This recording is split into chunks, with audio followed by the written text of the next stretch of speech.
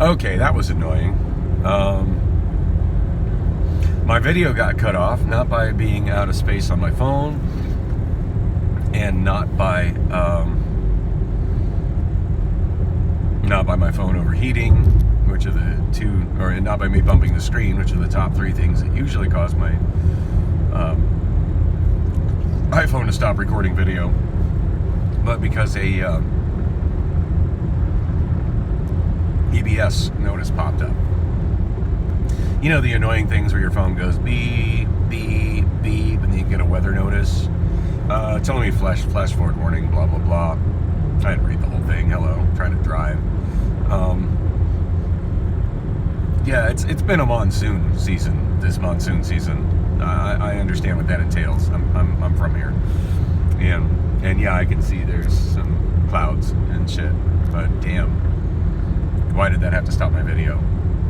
Not cool. I'd have to explore in my settings how to make that not happen again. Anyway, so hey, we're doing a part 2 for this drive. I forget what I was talking about when that happened. I was talking about yeah, probably being done with the VIP taxi and trying to accept that and move on to bigger and better things.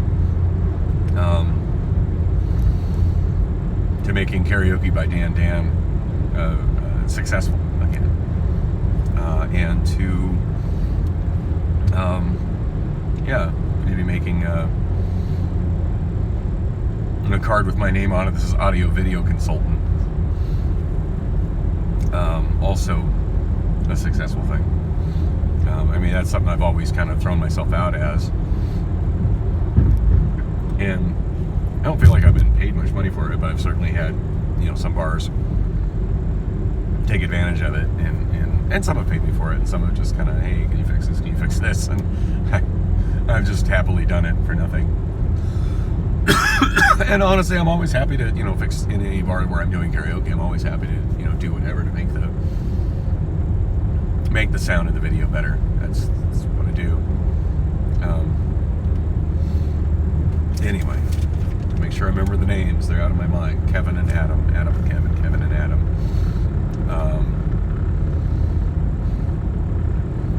So anyway, yeah, so I was also talking about the Priscilla situation. So she, after kind of, in my opinion, leading me on sexually the whole evening, and mind you, I spent the majority of the evening with her. I've generally just been out and about because I just I feel like you don't want me to touch you. You don't want to touch me anymore. You don't want me to touch you anymore. I feel like she's horribly invading my home. Like I just won't want to be there with her anymore. And so she never goes anywhere. So the only option that leaves for me is for me to just be elsewhere. So, but I can understand where she might, be coming from and feeling that I'm just using her for sex if that's all I'm there for, and then I'm gone. So that's fine. Like I spent most of the evening with her, and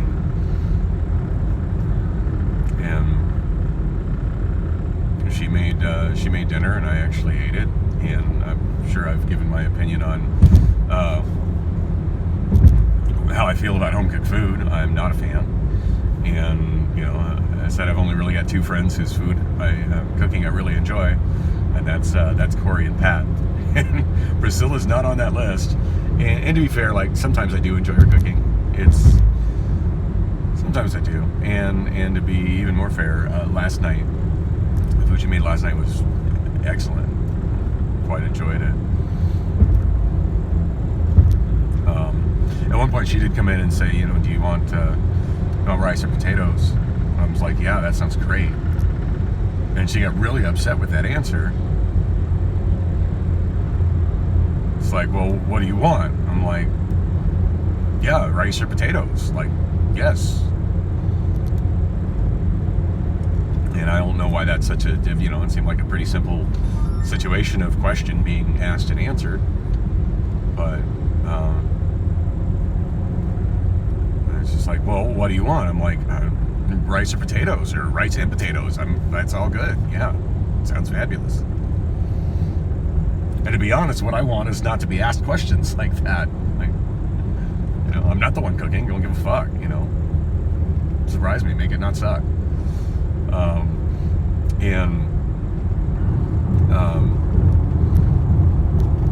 It's like, well, you need to make a decision. I'm like, well, rice then, I guess.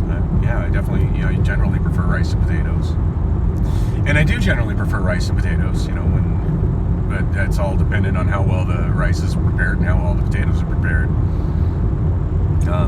It usually does pretty good with either or, so, that's fine. It's rice or potatoes, whatever. Are you bothering me about this? Goddamn. Anyway, so that was the only kind of moment on that. But yeah, the food was good. I can't complain.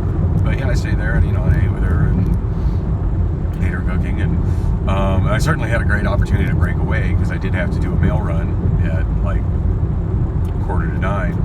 I had 3 eBay orders going out. So I had to do a mail run, and I did that. And certainly that would have been my opportunity to, at 9 o'clock, just find myself karaoke bar to go to, or find myself a bar with Wi-Fi to go to give a half-hearted attempt at selling my services as a karaoke host. But just mostly accomplished not having to be around her, taking up my living room space. Oh man, I overshot the exit I wanted to use. I felt like the route that I took in yesterday. Oh no, this is the exit I want to use. These exits always mess me up because of the signage on it. But yeah, this is Raintree. This is the one I want to get off at. Anyway, so I can see where she probably feels I'm just, taking, just wanting to kind of use her for sex and move on. So I did. I spent the most of the evening with her. I did tell her I had plans to spend some time with my daughter, and that happened. And I came back and got home, tried to make out with her, and that didn't really. Oh, I just want you to hold me. And it's okay.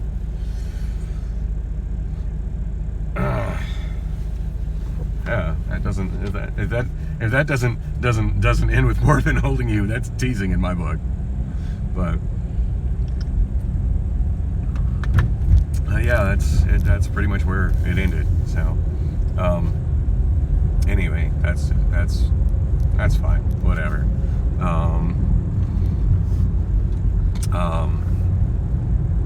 Yeah, that ended as a massive disappointment. So I got on the couch and we were like making out. Oh, and if this is TMI, probably better just end this video because it's going to get deep into the TMI zone, and I'm going to have to go deep in the TMI zone because I'm almost at the bar. But anyway, so yeah, she was asleep on the couch as per always, and not in bed waiting for me. And at first I went into bed and was just kind of laying by myself and looking at a little YouTube and just kind of, wishing that she was there to kind of, make out with and before I go to sleep. But, just then feeling like that particular void in my life of not ending the night with some intimacy and not happy about it. And I was like, well, she's on the couch. Maybe, just maybe. We spend most of the evening together. Maybe if I climb on the couch and try to make out with her, that that'll go somewhere. And it kind of felt like it was, and we were, and it kind of felt like she was, kind of felt like her body was reciprocating my advances, and then out of nowhere she's just like, "Did I say yes?" You didn't say anything, but your body certainly seemed to be saying yes. I said, well, I didn't say yes. Okay, that's fine. We're going to play the consent game. I always kind of thought we had an implied consent thing going on by the fact that we were living together, and have been intimate together for over a decade, but I guess that's no longer a thing. So, all right, fair. I don't fancy myself a rapist, so, yeah, okay, I'm stopping, fine. And I about kind of half fell asleep, and then, I kind of, when I started to fall asleep, my body just kind of does what my body does if her body's, where it is, and half asleep, and I find I'm kind of going for it again, like in my sleep, and she's again like saying, "Hey, when did I say yes? Did I say yes?" I'm just like, "No, this is." I said, if you're not here to say yes, why are you still here? Seriously, if you're not here to say yes, why are you still here? And wow, I really got to wrap that up because I'm here.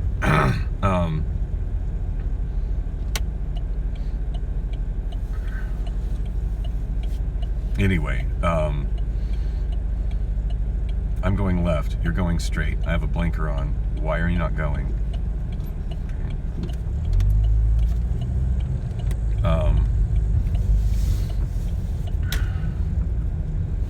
Anyway, I in frustration, I just went back into the bedroom. Actually, she got up first. She went to the bathroom, and I went into the bedroom and laid down. She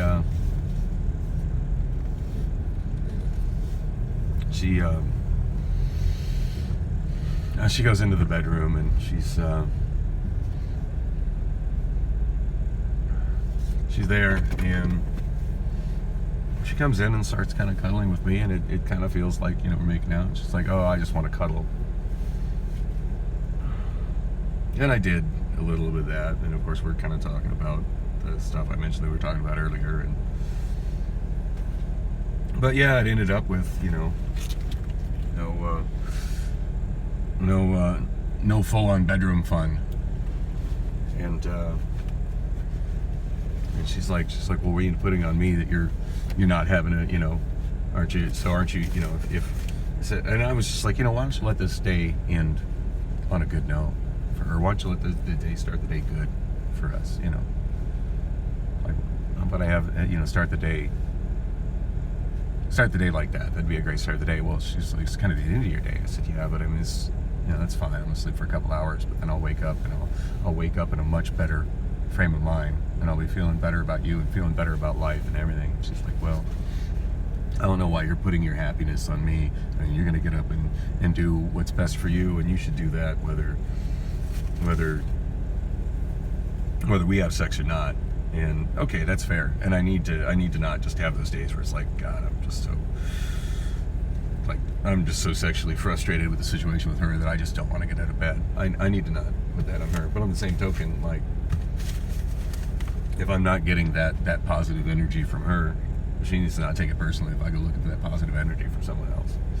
And also, I never gave any consent for her to use my TV. I did not say yes. She did not ask me. I can't even remember the last time she asked me if it's okay for her to use my TV. So we want to play the consent game. I didn't consent to her using my TV. So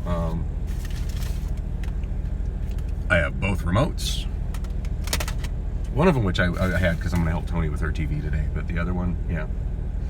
I'm not sure if she knows how to turn the TV on without the remote, but I have both remotes. And yeah, the power cord, I couldn't figure out how to remove the power cord, but I did remove the audio cable that runs from the TV to the receiver, and I have the internal speakers of the TV disabled.